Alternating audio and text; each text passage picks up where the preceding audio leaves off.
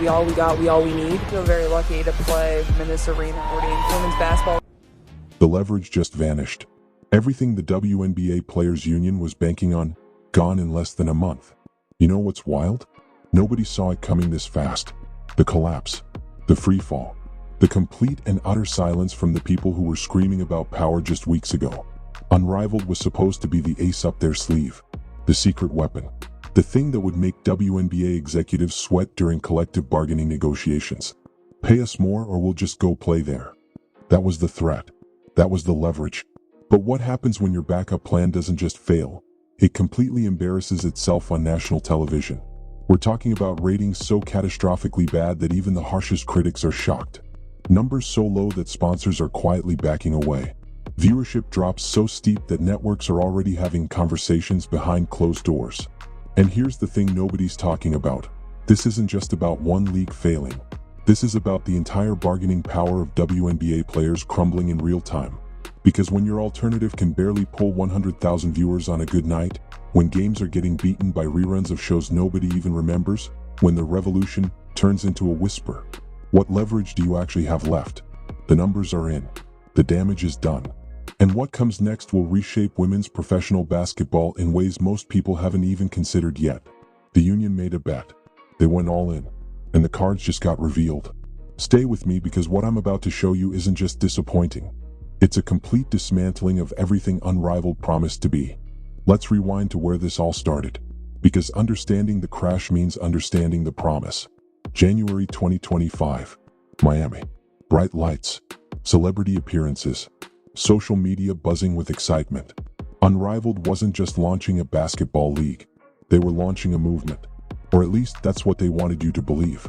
3-on-3 basketball. The best WNBA stars. Prime broadcasting slots on TNT and True TV. Equity stakes for every player. Salaries reportedly reaching 6 figures for just 8 weeks of work. This wasn't supposed to be some scrappy upstart fighting for attention. This was backed by serious money. Breanna Stewart and Napheesa Collier weren't just players, they were co-founders. Ownership. Skin in the game. The pitch was intoxicating. Why should women's basketball only matter for 4 months a year? Why should players go overseas to Russia or Turkey just to make real money? Why can't we build something here, something ours, something that doesn't beg for scraps? Fans bought in. The media amplified it. Articles calling it the future of women's basketball started popping up everywhere. Comparisons to the early days of the WNBA. Whispers that this could even rival it someday. Opening weekend? Nearly 300,000 viewers tuned in. For a brand new league with zero history, that was genuinely impressive. Sports analysts were cautiously optimistic. Social media declared it a success before the paint had even dried. But here's what nobody wanted to admit in those early days. 300,000 viewers isn't actually that good when you're on TNT. When you have the star power they claim to have. When you've spent months hyping this as the next big thing. For context, a random regular season WNBA game can pull similar numbers. College women's basketball games featuring top teams regularly double that. So this success of opening weekend? It was already on shaky ground. The cracks were forming before anyone wanted to see them. And then week 2 happened. Week 3. Week 4. The floor didn't just drop out. It collapsed into a basement nobody knew existed. The numbers became impossible to ignore. Week 2. 175,000 viewers. Okay, that's a dip, but maybe people were just curious about opening weekend, right? Maybe it'll stabilize. Week 3. 140,000 viewers. Wait, that's not stabilizing. That's bleeding. Week 4. Some games struggling to crack 100,000 viewers. On cable television. Prime slots.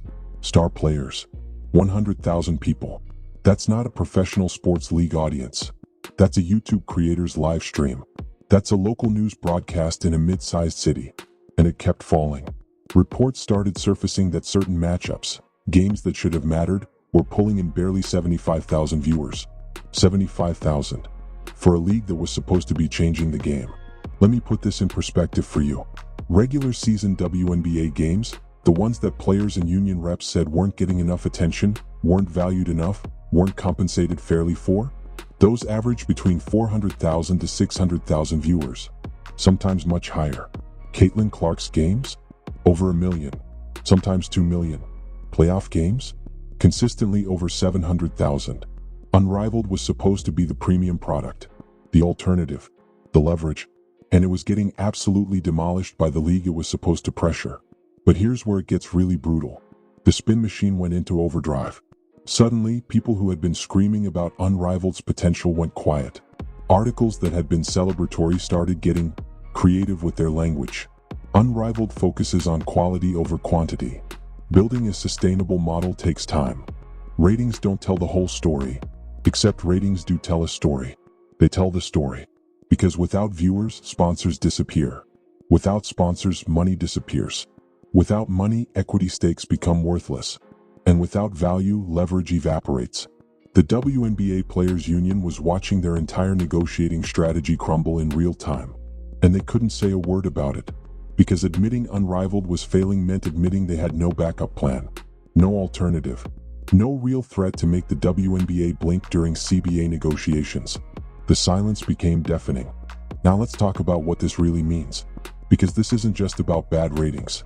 It's about power, negotiation, the future of women's professional basketball. The WNBA Players Union opted out of their collective bargaining agreement back in 2024. They had until November 2025 to negotiate a new deal, or the current agreement would expire. That opt-out? That was a power move. A statement. We're not satisfied. We want more. And if you don't give it to us, we have options. Unrivaled was supposed to be the biggest option. The nuclear card. The thing that made WNBA owners nervous. Think about it from a negotiation standpoint. If players could make six figures in 8 weeks during the offseason, if they could get equity in a growing league, if they could build something that might actually rival the WNBA someday, that's real leverage. The union could walk into those CBA negotiations and say, we don't need you as much as you think we do. Pay us what we're worth, or watch us build our own empire. That's a strong position. That changes the entire dynamic of negotiation. But what happens when your option is pulling 75,000 viewers? When sponsors are ghost quiet? When the media has stopped talking about it unless it's to explain why it's struggling? Your leverage doesn't just weaken, it implodes. WNBA owners aren't stupid. They're watching these numbers. They're seeing the reality behind the hype, and they're adjusting their negotiation strategies accordingly. Why would they panic about players leaving for Unrivaled when Unrivaled can't even maintain a television audience? Why would they dramatically increase salaries under threat of competition when that competition is flatlining? The union's entire strategy was built on the assumption that Unrivaled would succeed, or at minimum, that it would be viable enough to be taken seriously. Instead, it became a cautionary tale. And here's the really painful part that nobody wants to discuss openly. This doesn't just hurt the union's negotiating position. It actually strengthens the WNBA's argument that women's basketball already has a ceiling when it comes to viewership and revenue. The WNBA has always said, we'd love to pay more, but we're limited by what the market can bear. Our revenue is tied to viewership, sponsorship, and media deals. Unrivaled was supposed to prove that wrong. It was supposed to show that with the right format, the right marketing, the right star power, women's basketball could capture bigger audiences and generate more money. Instead, it proved the opposite. The fallout is already happening, and it's uglier than anyone wants to admit. Behind closed doors, CBA negotiations have completely shifted. Sources close to the talk say the energy has changed. The urgency from the WNBA's side? Gone. The pressure? Vanished. Because why rush to meet demands when the alternative just proved it can't survive? Players are starting to feel it too. You can see it in the interviews, in the carefully worded statements, in what's not being said anymore. Remember all those confident declarations about building our own empire, and we don't need to settle? Silence. The bravado has been replaced with carefully diplomatic language. We're focused on the game. Building for the future. It takes time. Translation, we miscalculated. Badly. And it's not just about leverage at the negotiating table. This has real financial consequences for players right now. Unrivaled promised equity, ownership stakes, a piece of the pie. That sounds amazing when you think the pie is going to grow. When you imagine television deals expanding, sponsorships pouring in, maybe even franchise valuations skyrocketing someday. But equity in a failing venture? That's not an asset. That's a liability. That's worthless paper. The six-figure salaries for 8 weeks sounded incredible too. And sure, players got paid for this season. But what about next season? What about sustainability? When a league hemorrhages viewers this badly, This quickly, networks start asking questions. Why are we paying for broadcast rights when nobody's watching? Why are we giving you prime slots when you're getting beaten by infomercials? Sponsors think the same way. Marketing budgets are ruthless. If the eyeballs aren't there, the money disappears. It's not personal, it's math. So now you've got players who turned down overseas opportunities, big money in Europe or Asia, because they believed in Unrivaled's vision. They bet on equity over guaranteed cash. They chose leverage over security, and the bet failed. But here's where this gets really complicated, really uncomfortable. The kind of truth that gets you attacked on social media for even mentioning. Unrivaled had everything a league supposedly needs to succeed in modern sports. Star power? Check. Big names who draw attention? Check. Media coverage? Massive. Social media buzz? Through the roof initially. Network backing? TNT and True TV aren't small platforms. So why did it fail to maintain an audience? That's the question nobody wants to answer honestly. Because the honest answer threatens some very comfortable narratives about what women's basketball deserves versus what the market actually supports. Let's go where most commentators won't. Because if we're really trying to understand this collapse, we need to be brutally honest. The uncomfortable truth is this: star power doesn't automatically equal viewership. Marketing doesn't automatically create demand. And saying something should be popular doesn't make it popular. Unrivaled had Breanna Stewart, Napheesa Collier, Eriko Gunbowl, Kelsey Plum, Angel Reese. These aren't random players. These are all-stars, champions, players with social media followings and name recognition. And yet people didn't watch. The 3-on-3 format was supposed to be more exciting, faster pace, more scoring, easier to follow, less commitment than a full game, perfect for modern attention spans. And yet people didn't watch. The league had equity for players, a progressive ownership model, everything that should make it a feel-good story that media loves to celebrate. And yet people didn't watch. So what does that tell us? It tells us something that's going to make a lot of people uncomfortable. There's a difference between supporting something in theory and actually consuming it. There's a gap between what people say they want to see and what they actually tune in for. Social media can generate buzz. It can create conversations. It can make something trend. But trending doesn't pay salaries. Tweets don't negotiate television contracts. Likes don't translate to leverage. Actual viewers do. Actual ratings do. Actual revenue does. And this is where the WNBA Players Union's entire strategy falls apart. They built their negotiating position on the assumption that women's basketball was being undervalued. That if you just gave fans the right product, the right access, the right stars, they would show up in massive numbers. Unrivaled was the test of that theory. And the results are in.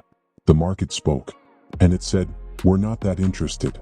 Now, does that mean women's basketball has no value? Absolutely not. The WNBA has proven it can sustain itself. It's growing. Caitlin Clark's rookie season brought unprecedented attention. The league is trending upward. But there's a ceiling. A realistic limit to what the current market will bear. And Unrivaled just showed us where that ceiling is. The Players Union wanted to prove the ceiling was artificial, that it could be shattered with the right approach. Instead, they proved the ceiling might actually be lower than even the WNBA's current numbers. That's devastating for negotiations. Because now WNBA owners can point to Unrivaled and say, look, we're actually doing pretty well compared to the alternative. Maybe you should appreciate what you already have. It flips the entire script. The union went from being able to demand more to now having to defend why they deserve what they're currently getting. And the timing? Catastrophic. CBA negotiations are happening right now. This is when you need strength, momentum, proof of concept. Instead, the union is walking in with a failed experiment and evaporating leverage. The question isn't whether the WNBA will give players everything they want anymore. The question is whether players will have to accept less than they hoped for because their alternative just proved it can't compete. So where does this leave us? What happens next?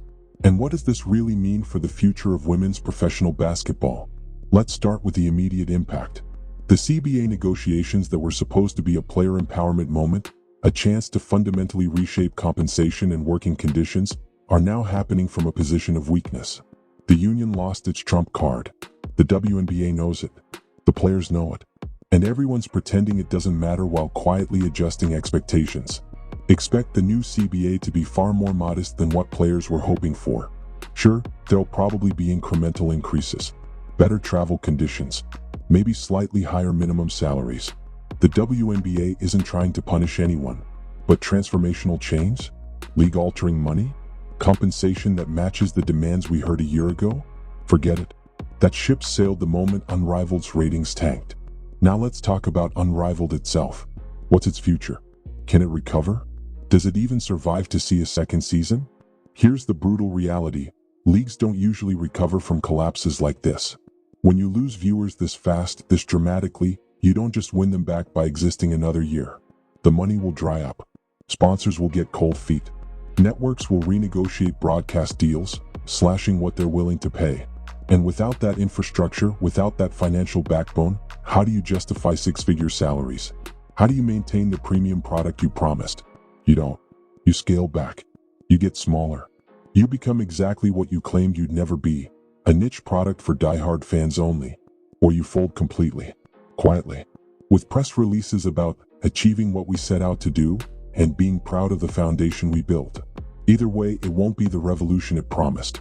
And for the players who invested everything, their time, their reputation, their equity stakes, this isn't just disappointing. It's a financial and professional setback that'll echo for years. But here's the deeper consequence, the one that matters most. This changes the narrative around women's basketball entirely. For years, the story was, women's basketball is undervalued, underpromoted, and if you just gave it a real chance, it would thrive. Unrivaled was that chance. Real promotion, real stars, real platform, real investment. And it didn't thrive. It struggled to find an audience even with everything going for it. That doesn't mean women's basketball is worthless. It means the market for it is smaller than advocates wanted to believe. And that's a truth the sport now has to navigate. The WNBA will survive. It's established. It has infrastructure, history, and just enough audience to sustain itself. Caitlin Clark and the next generation of stars will keep it relevant. But the dreams of massive expansion, salaries rivaling men's leagues, multiple competing professional leagues, those dreams just got a reality check.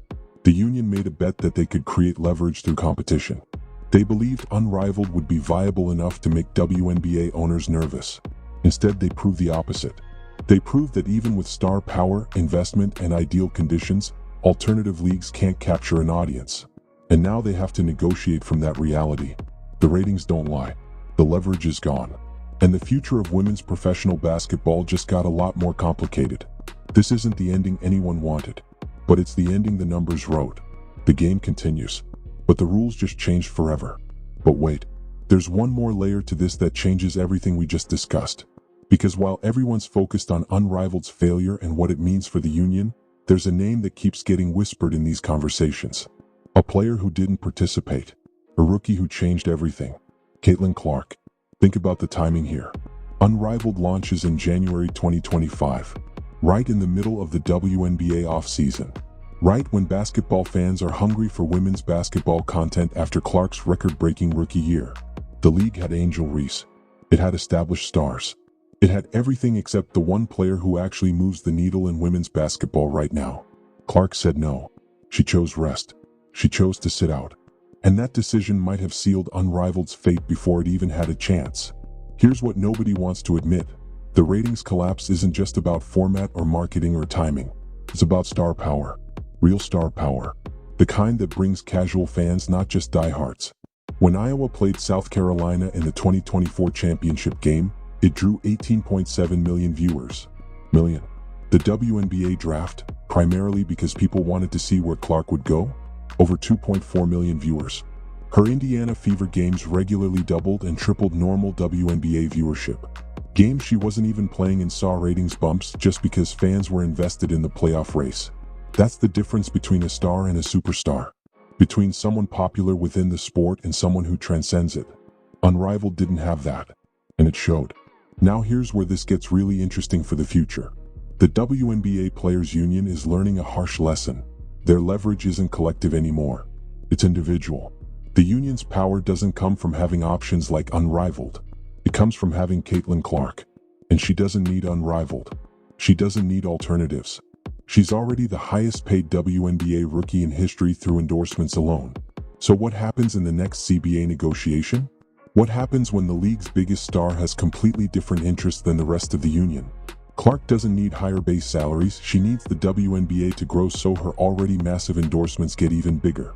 She doesn't need equity in alternative leagues, she needs the main league to thrive so she can become a global icon. Her interests align with the WNBA's growth, not with union leverage tactics that could destabilize the league. That's a fracture. A fundamental split in what different players need. And it's going to make the next round of negotiations even messier than this one. The Unrivaled collapse taught us something crucial. Women's basketball isn't carried by collective star power. It's carried by transcendent individuals. And right now there's only one. The union bet on solidarity and alternatives. They lost. The WNBA bet on building around its biggest star and creating sustainable growth. They won. And that power shift, that's going to define the next decade of women's professional basketball. The leverage isn't gone. It just changed hands. From the collective to the individual. From the union to the superstar. Unrivaled failed. But it revealed something far more important than anyone expected.